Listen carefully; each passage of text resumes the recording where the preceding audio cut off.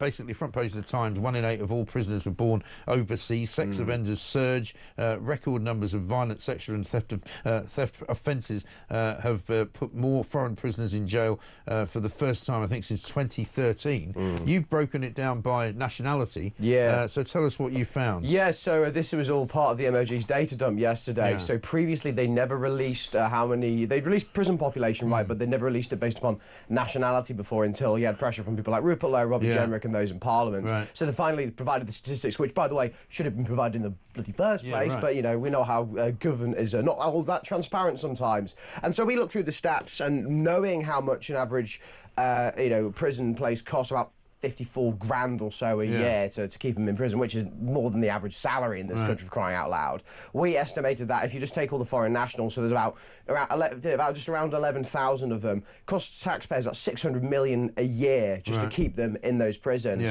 And top ones were Albanians, they're costing around 64 million a year. Polish prisoners, they're costing around 40 million a year. Romanians are costing 38 million a year. I could go on and on and on. But quite frankly, these are not small bits of change, Mike, and also, like, why on earth are these people here in the first place? They've lost their, from my point of view, they've lost their right to be in this country, and they should get sent back to their countries of origin, effective immediately. And many of them, as we know from the prison population that we have here, will have committed a lot of crimes before they've actually gone into prison. Because it's estimated, I think, that you commit something like 30 to 35 crimes before you get anywhere near any kind of custodial sentence, right? So, I mean, these people are obviously recidivists, and the point is that I keep asking the question, nobody seems to know the answer to it. Why can't we just send them back? We don't need... People go, oh, you need to have an agreement with the country to send them back. Well, really? Do you? How about you just put them all... I mean, you've got 759 Polish prisoners, right? I would say you could get them all onto, 100 buses? Just bus them back to Poland, get them over the border and say, off you go, and make your own way to Krakow, mate. Thanks very much indeed. Yeah, totally. And the problem is, over the last few years, deporting of foreign nationals has actually been on a sort of record low. I mean, back in the early 2010s, we were deporting close to 13,000, 14,000 foreign criminals a year, right? That could get rid of the entirety of the foreign criminal population in one fell swoop, and actually you still have a little bit of room on the plane left over. Also, the problem they always whinge about is the cost. They go, oh, it will cost too much to get rid of them. Actually, and this is from The Guardian, believe it or not, they estimated a few years ago it cost about 13, 14 grand to get rid of an individual foreign prisoner.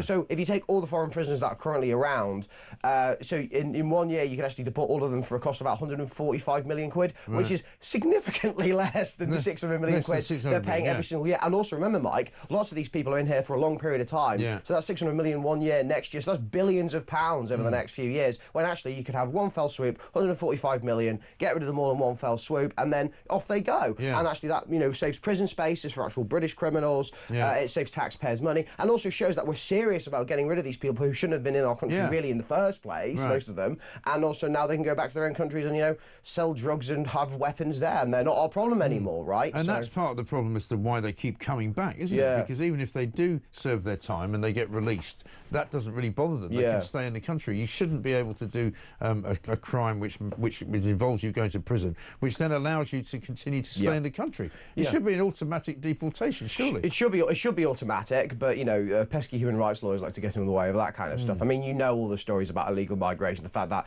illegal migrants are able to stay because, they don't have any friends back in their home country, or they don't like the kind of food they have in their home country.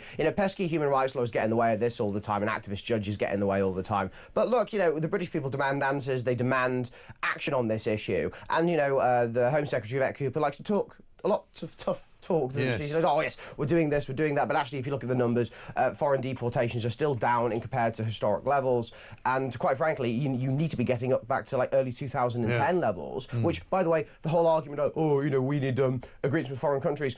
So if we were able to deport all these people back in 2010, we must have foreign agreements already, surely, if we're able to do so, right? You would have thought so. So it's just an excuse they use, I think, just because they've lost control of the system entirely. Most of them have no clue how to operate the system and how to sort of pass through it, no matter what, Starmer and the rest of them might say about being, adults in the room and knowing their stuff. I think right? we've all given up on that one. Yeah, because I mean, there doesn't seem to be. I mean, this week we had the sort of the great ignominy of British airspace actually being shut down for 45 minutes, and which tells you the state of this country is in, where nobody seems to know how to run anything. No. And if you talk to the prison authorities, or if you talk to whoever's responsible, whether it's Border Force or the Home Office or whoever it is, they just don't have a system that works. No. They should be able to do this, very rapidly, very straightforwardly. They should have a judicial system that can say to somebody, we're not going to send you to prison in this country. We're just going to deport you. We found you guilty. You're going to go from this place to a place of putrefaction, where you're going to be driven to an airport and you're going to be flown out of the country.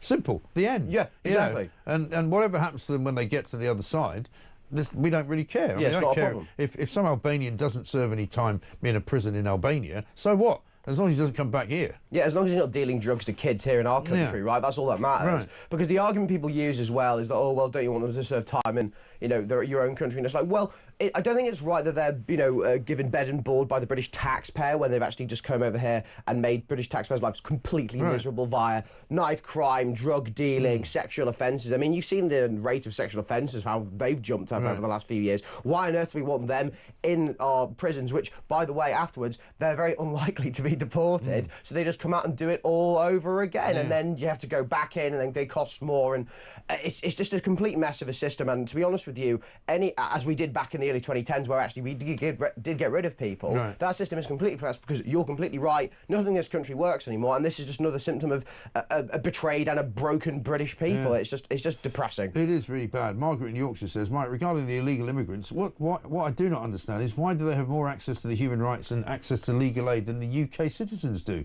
And that's the point, isn't it? Because we keep hearing from human rights lawyers that, these guys have got their rights, they must get legal aid, they must have representation in the court, but there's nobody kind of looking out for our human rights, or for what happens to neighbourhoods that we live in that are invaded by all these people. Yeah, totally. I mean, obviously you've heard the term two-tier justice before, but we at the TB are starting to like a new term called the two-tier state, where effectively it's people who work hard, people who pay their taxes, people who do the right thing, who are essentially left by the wayside, and yet the state seems to cater for foreign criminals, illegal migrants, give them access to healthcare, dentistry, freebies. I'm sure you've seen all the freebie stuff coming out of Guido Fawkes recently regarding illegal migrants, them getting 50% off line bikes, 50% off street parties. I mean, why are illegal immigrants being given the right to host street parties? Clubs as well. Yeah, gym clubs as well.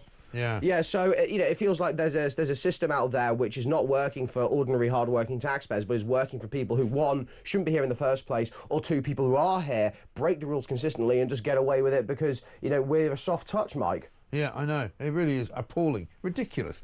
But listen, we're stuck with it. We just have to try and make sure that we put pressure enough on the Starmer government to do something, because they must know that there's going to be huge. There's going to be huge demonstrations. I keep saying this weekend in all sorts of parts of Britain. From Epping, to Aldershot. I keep mentioning the places. Hoylake up in Merseyside. In Norwich, there's problems. Down in, I think there's 2 demonstrations going on in London. There's a Copthorne Hotel in the centre of the city. Near Clerkenwell, and then there's of course Canary Wharf. There's going to be loads and loads of people out and about complaining about the migrant problem and complaining about foreign criminals. And yet the government seems to be oblivious and says nothing about it. Yeah, or they just don't care. It's beyond the present. The fact that people, like, you saw the stuff in Epping, it wasn't like, the so-called far right coming out. It was mothers and grandmothers and ordinary people who are worried about the safety of their kids and annoyed by the fact that they get up every single morning like 5, 6 a.m. And yet the illegal migrants are living in pretty decent luxury just down the road from them when they can't afford basic necessities in their own homes. So well, they're trying to ban some of this stuff, of course, Mike, with the new Online Safety Act. I mean, I'm sure you've seen the amount of videos that you could usually get online on Twitter, but now you can't. So they're banning videos of those protests just so that they can sort of try and put it away so people can't see them. But look, people are angry out there, and actually rightly so, because, whatever you may think of, the Rwanda deterrent and things like that, at least that was sort of maybe a step forward in the correct direction, even though I think it was slightly a bit of a gimmick. But the Labour Party and the current government seem to have absolutely no plan to deal with this problem apart from saying, stop the boats, we're going to get tough on illegal migration, and, we're going to, start moving these people into private rented accommodation, which is essentially going to nationalise housing, meaning more people can't get on the housing ladder. I know, absolutely shocking. William, good to see you. Good to see you, William Yarwood, spokesperson for the Taxpayers Alliance.